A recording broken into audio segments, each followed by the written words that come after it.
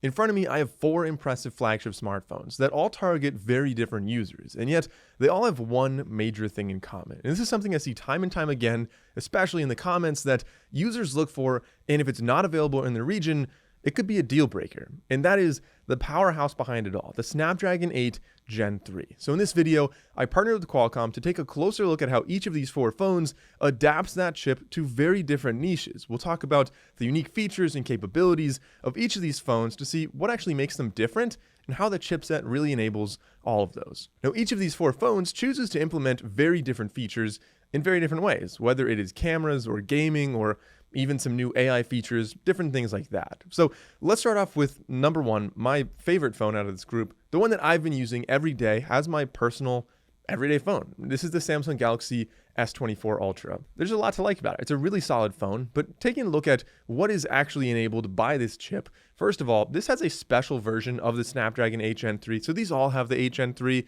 but this right here has a special version called the Snapdragon 8 Gen 3 for Galaxy. So very slight difference here. And of all the phones I review, the Galaxy S series year after year always has the most comments about the Snapdragon chips. Specifically, people are excited when the Snapdragon version is available in the region. Why?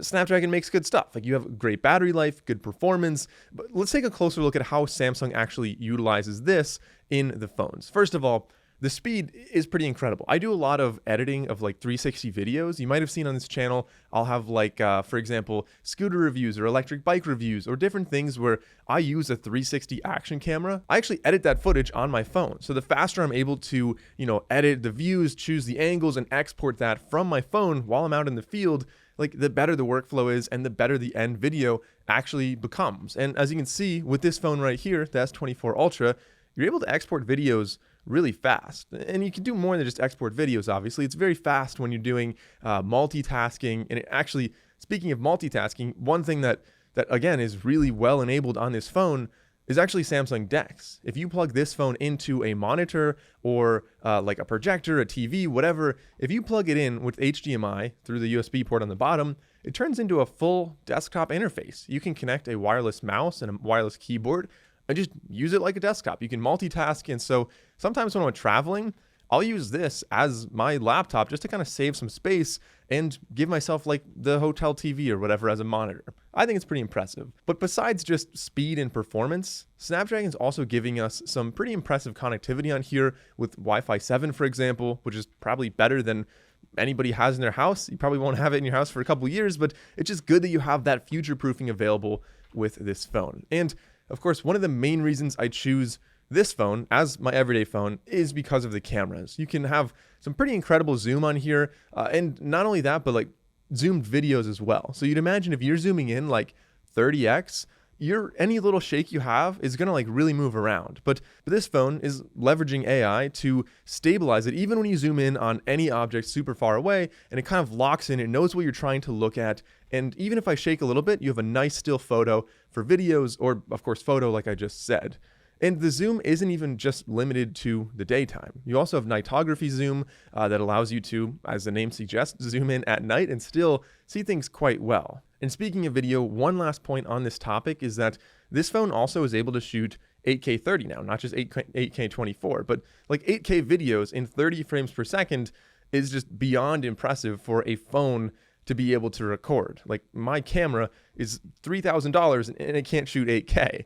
This can also play back up to 8K 60 video as well. So if you had a video file, 8K 60, like, yeah, this phone can handle that as well. And then lastly, within the S24, one last kind of category I want to talk about that is kind of Samsung's implementation of this chip is how they're using AI. It's kind of, I'm not going to talk about AI too much in this video because I feel like it's such a huge buzzword, but realistically, it is like the biggest change in all the phones in the past year. And so I think it's important to have a chipset that is designed with AI in mind so that as these features roll out, be it through software updates or just new phones that also use this chip, I think it's really important to have a chip that's able to handle that. So like I said, AI feels like a mega buzzword this year, but my favorite features on the S24 Ultra, a lot of them are related to AI. So they can be like intelligent rewriting or tone suggestions if you're typing out an email or a text or something like that. They can help you rephrase sentences using different moods and styles. So you could say like, make this sound more professional or more friendly or whatever, stuff like that. We also have circle to search, which I use absolutely all the time. Anything on the screen, if I want to know more about it, I circle it, it searches for that. And I mean, that's something that works very well with this processor. Lastly, this does have live translate, which I personally found very useful on my recent trip when my Airbnb host, I was over in France. Airbnbs over there are a little bit different. They don't typically have self-check-in, and a lot of time the hosts, it's very nice that they do this. They want to show you around, show you where the trash can is, show you like the basic stuff. This guy didn't speak any English at all, so I had to use live translate, and it saved my butt. It worked really well, and like that's a great feature to have on your phone. Even if you don't travel a lot, whenever you do, it's a good feature to have. Now, while the S24 is my favorite phone this year so far, specifically in the US, other parts of the world have some really fierce competition. So the second of these 4 phones is the Xiaomi 14 Ultra, a phone that some people even prefer to the Galaxy S24 Ultra as potentially a superior phone. So let's take a closer look at how Xiaomi decided to use the Snapdragon 8 Gen 3 just a little bit differently. So we'll start off with like a quick little camera comparison against the S24 in daytime and in night mode. You can see they both take some pretty fantastic photos, but as is kind of no surprise looking at the Xiaomi, the cameras are a huge focus here. And they also implemented a lot of AI stuff kind of related to the cameras and photos in general. So you have, for example, AI search, where you're able to just kind of find different like elements in photos throughout your album. So AI album search on here is like it makes so much sense that AI is able to do that, but I haven't seen it really rolled out to other phones just yet. And so seeing it here first is just really impressive. Like I like how that works. Also, you have AI expansion. So if you wanted to like zoom out, if you really liked a photo, but it's like crooked and you just need to like zoom out a little bit and get a little bit of like maybe sand on the bottom of a beach photo, more trees in the background, whatever, you can do that with this. Like you just zoom out and it kind of generative fills the borders of there.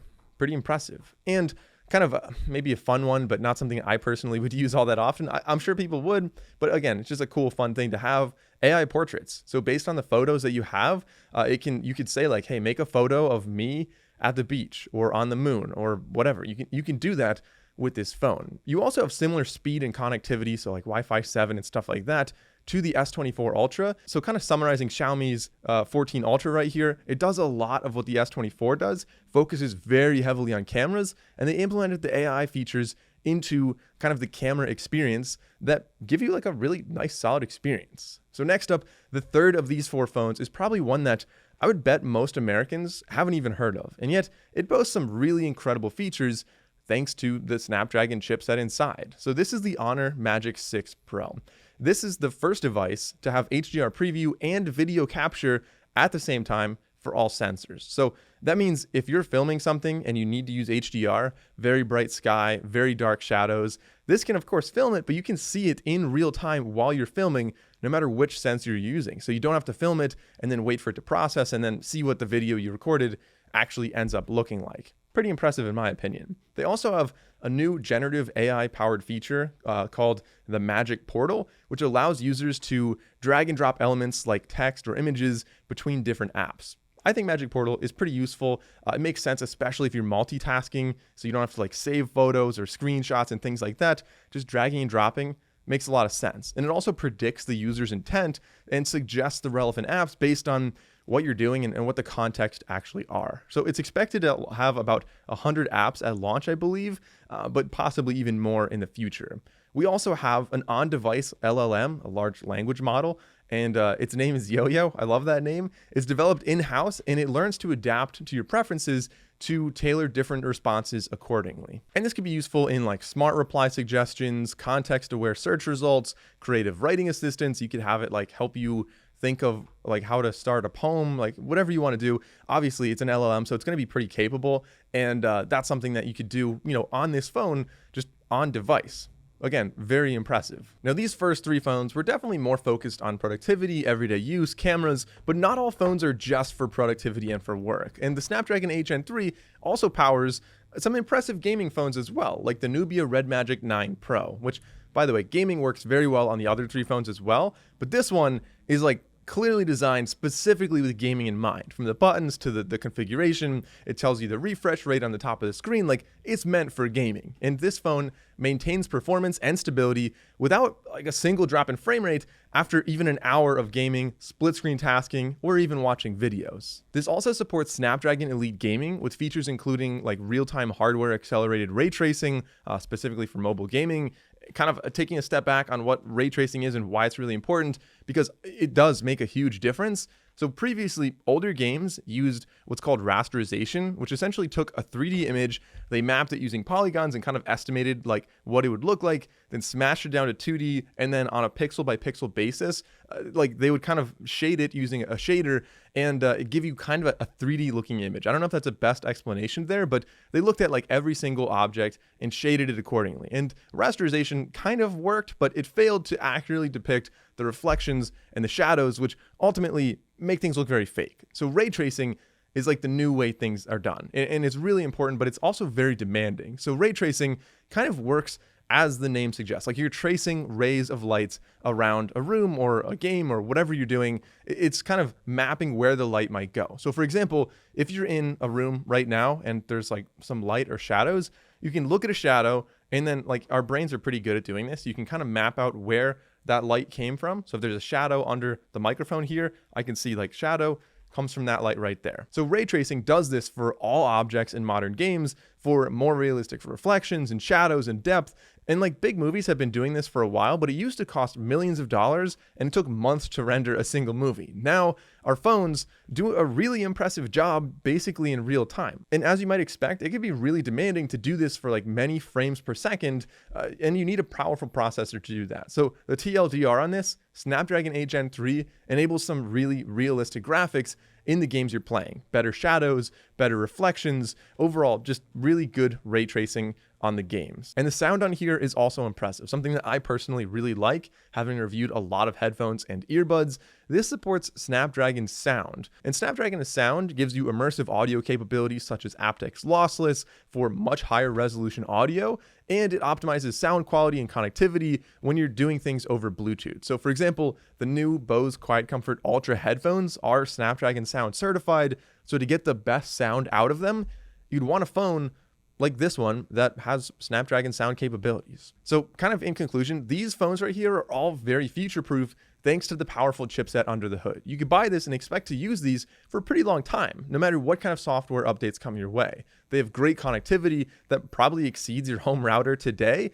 They have a very strong focus on AI speed, fantastic camera performance, and they can handle some pretty impressive Bluetooth codecs to give like the best sound out of your favorite earbuds or even the next generation from your favorite audio brand. All right, so that was a pretty long video to answer the question of why are people excited when a Snapdragon phone is available for them? And the answer is kind of everything I just said.